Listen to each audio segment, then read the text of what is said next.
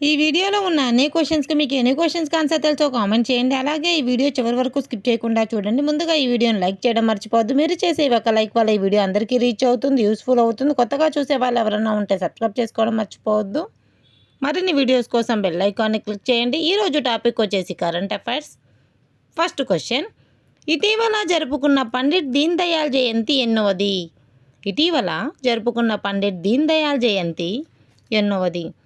Answer వచ్చేసి option B 107వది. Pandit Deen Dayal Upadhyaya 107వ జయంతి ఇటీవల మనం జరుపుకున్నాము సెప్టెంబర్ 25వ తేదీన. 1916 సెప్టెంబర్ 25న ఉత్తరప్రదేశ్లోని మధుర దగ్గర నగ్డ చంద్రబాన్ అనే గ్రామంలో జన్మించారు ఈ పండిట్ దీన్ దయాళ్ అనే ఆయన. ప్రతి చేతికి పని, ప్రతి పొలానికి నీరు అనే నినాదాన్ని ఇచ్చారు. నెక్స్ట్ క్వశ్చన్, పండిట్ దీన్ దయాళ్ జయంతి ఏ రోజున జరుపుకుంటారు? ఆన్సర్ని గెస్ చేయండి. ఆన్సర్ వచ్చేసి ఆప్షన్ ఏ సెప్టెంబర్ 25వ తేదీన జరుపుకుంటారు. 1916లో సెప్టెంబర్ 25న ఆయన జన్మించారు కాబట్టి సెప్టెంబర్ 25న ఆయన జయంతి సందర్భంగా పండిట్ దీన్ దయాళ్ ఉపాధ్యాయ జయంతిని జరుపుకుంటున్నారు. ప్రతి చేతికి పని, ప్రతి పొలానికి నీరు అనే నినాదాన్ని ఇచ్చారు. స్వాతంత్రం వచ్చిన వెంటనే మొదట రాష్ట్రీయ స్వయం సేవక్ సంఘ్, ఆ తర్వాత భారతీయ జనసంఘ్ ద్వారా రాజకీయ రంగం ప్రవేశం చేసిన దీన్ దయాళ్ ఉపాధ్యాయ దేశ సామాజిక, ఆర్థిక, రాజకీయ పరిస్థితులను మార్చారు. ఈయన ఒక సంఘ సంస్కర్త. నెక్స్ట్ క్వశ్చన్, ప్రపంచ నదుల దినోత్సవం ఏ రోజున జరుపుకుంటారు? ప్రపంచ నదుల దినోత్సవం ఏ రోజున జరుపుకుంటారు? ఆన్సర్ తెలుసుంటే గెస్ చేయండి. ఆన్సర్ ఆప్షన్ డి సెప్టెంబర్ 4వ ఆదివారం ప్రపంచ నదుల దినోత్సవం నిర్వహించబడుతుంది. పర్యావరణ పరిరక్షణలో నదుల ప్రాముఖ్యత గురించి అవగాహన కల్పించేందుకు ప్రతి సంవత్సరం ఈ సెప్టెంబర్ 4వ ఆదివారంన నదుల దినోత్సవం జరుపుకోవడం జరుగుతుంది.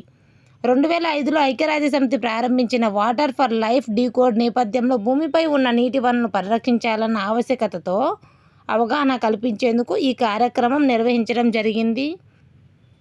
మొదటి ప్రపంచ నదుల దినోత్సవం ఏ రోజున జరుపుకున్నామంటే ఏ సంవత్సరంలో జరుపుకున్నామంటే 2005 నుంచి మనం కంటిన్యూగా ప్రపంచ నదుల దినోత్సవం జరుపుకుంటున్నాం. 2024 వచ్చి 19వ ప్రపంచ నదుల దినోత్సవం. దీని థీమ్ ఏంటంటే water ways of life. Next question, ప్రపంచ నదుల దినోత్సవం 2024 థీమ్ ఏమిటి? Water ways of life. ఇప్పుడు చెప్పాను కదా, స్క్రీన్ షాట్ తీసి పెట్టుకుంది. ప్రపంచవ్యాప్తంగా మొత్తం ఎన్ని నదులు ఉన్నాయంటే 15,000 నదులు ఉన్నాయి. అందులో బంగ్లాదేశ్లో అత్యధికంగా 700 నదులు ఉన్నాయి. మిగిలినవి రష్యా, చైనా, బ్రెజిల్, భారతదేశం, అమెరికాలో ఉన్నాయి. 15,000 నదుల్లో 700 ఒక బంగ్లాదేశ్లో మాత్రమే ఉన్నాయి. రష్యా, చైనా, బ్రెజిల్, భారతదేశం, అమెరికాలో మిగిలినవన్నీ ఉన్నాయి. భారతదేశం ప్రధాన చిన్న నదులతో సహా దాదాపు 200 ప్రధాన నదులు ఉన్నాయి భారతదేశంలో. చిన్న నదులతో సహా మొత్తం కలిపి 200 నదులు. నెక్స్ట్ క్వశ్చన్, ప్రపంచంలో అతిపెద్ద నది ఏది? ఆన్సర్ తెలుసుంటే గెస్ చేయండి. ప్రపంచంలో అతిపెద్ద నది ఏది? ఆన్సర్ వచ్చేసి ఆప్షన్ బి నైలు నది ప్రపంచ అతిపెద్ద నది. ఎన్ని కిలోమీటర్లు ఉంటుందంటే 6,650 కిలోమీటర్ల పొడవు ఉంటుంది. ఇంకా భారతదేశానికి వస్తే భారతదేశంలో అతిపెద్ద నది ఏది అంటే గంగా నది. ఇది వచ్చి 2,525 కిలోమీటర్ల పొడవు ఉంటుంది. నైలు నది మాత్రం 6,650, గంగా నది 2,525 కిలోమీటర్లు. నదుల గురించి అధ్యయనం చేసే శాస్త్రాన్ని ఏమంటారంటే పొటమాలజీ అని అంటారు. నెక్స్ట్ క్వశ్చన్, మేక్ ఇన్ ఇండియాకి ఎన్ని సంవత్సరాలు పూర్తి అయ్యాయని వార్తల్లోకి వచ్చింది? మేక్ ఇన్ ఇండియా ఎన్ని సంవత్సరాలు పూర్తి చేసుకొని వార్తల్లోకి ఎక్కింది అంటే ఆన్సర్ వచ్చేసి ఆప్షన్ ఏ 10 ఏళ్ళు. భారత్ ప్రతిష్టాత్మకంగా అమలు చేస్తున్న మేక్ ఇన్ ఇండియా కార్యక్రమం ప్రారంభించి 10 ఏళ్ళు పూర్తవుతుంది. ఈ ప్రపంచ స్థాయి మౌలిక వసతులతో పాటు తయారీ, డిజైన్, ఆవిష్కరణలకు భారత్ను కేంద్రంగా తీర్చిదిద్దాలన్న లక్ష్యంతో మేక్ ఇన్ ఇండియా కార్యక్రమాన్ని కేంద్ర ప్రభుత్వం 2014 సెప్టెంబర్ 25న ప్రారంభించింది. ఈ కార్యక్రమం దేశీయ తయారీ రంగంలో విప్లవాత్మక మార్పును తీసుకొచ్చి ఆర్థిక అభివృద్ధిని బలోపేతం చేసింది. ఈ మేక్ ఇన్ ఇండియా అనేది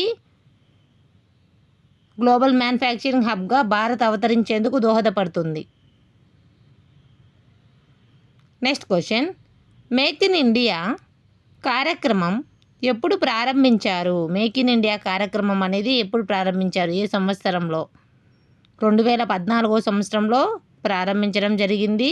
సెప్టెంబర్ 25వ తేదీన 2014 సెప్టెంబర్ 25వ తేదీన మేక్ ఇన్ ఇండియా ప్రారంభించారు. అదేవిధంగా పండిత్ దీన్ దయాళ్ గారి యొక్క జయంతి అదే రోజున సెప్టెంబర్ 25.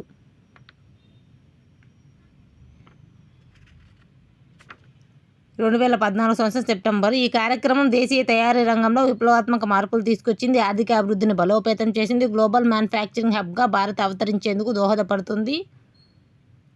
నెక్స్ట్ క్వశ్చన్, స్వలింగ వివాహానికి ఏ దేశం చట్టబద్ధత కల్పించింది? స్వలింగ వివాహానికి ఏ దేశం చట్టబద్ధత కల్పించింది?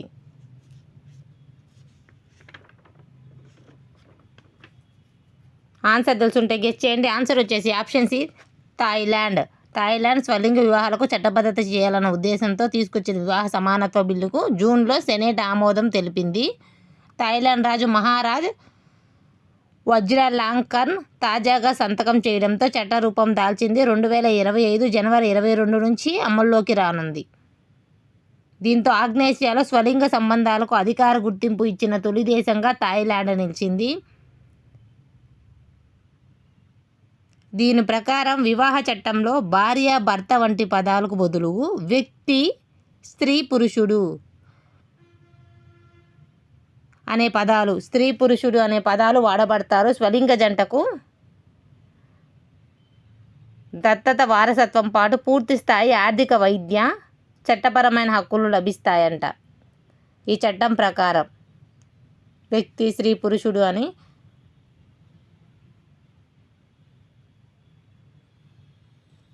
నేపాల్, తైవాన్ తర్వాత ఆసియాలో స్వలింగ వివాహాలకు చట్టబద్ధత కల్పించిన 3వ దేశంగా థాయిలాండ్ నిలిచింది.